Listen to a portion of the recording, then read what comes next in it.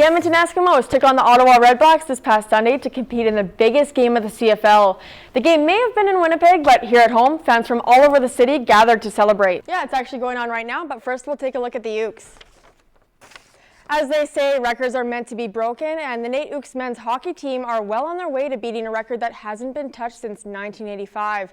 That's when the Mullets and the CCM onesie hockey pants ruled the college hockey ranks. Moving on to men's basketball, the boys also took on Concordia Thunder for the first time this season, looking for their third win in a row.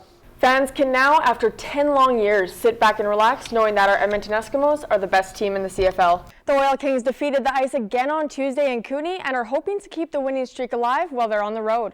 I'm Bailey Nitti, and coming up in sports, we have highlights from the Oil Kings game, and I try curling. For this week's End Zone Challenge, I wanted to try something I never thought I would, and here's how it went. Time to curl. My first takeoff wasn't so bad, and I actually stayed balanced. With a little bit of good luck, the rock stopped just inside of the guard zone. Well, that's a good guard. I'm a little bit surprised that I didn't slip in the process, and I could not believe how much energy it took. And I got over the blue line. Just barely. After everything I learned, it all came down to my last throw, and this time I was definitely aiming for the button. Good weight. Sweep! Sweep! Hurry hard! I didn't quite make it to the button, but for my first day, I wasn't too bad.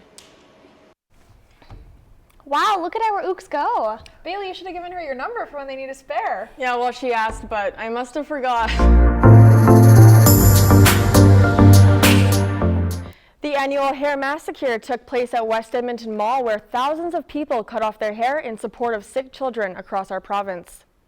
The Italian bakery does have plans of rebuilding after the devastating fire at its Beverly location last Saturday night. Of all ages talking about bullying. The pink shirt movement has shown victims they are not alone. Here's Randy Adams with more on that story. Randy, just how serious has bullying become here in Canada? Welcome back. This weekend is going to be a nice one. With the temperatures on the rise, it means I'll be starting to pull out my spring clothes. Oh yeah? Maddie and I visited Capital City Cleanup this week to see what kinds of things we could do to better our community. They handed us some garbage bags and gloves, and we decided. Bailey Nitti has more on that story. Yes, that's right. As the city's rideshare regulations are now under scrutiny, it's leaving the rideshare business in yet another state of confusion.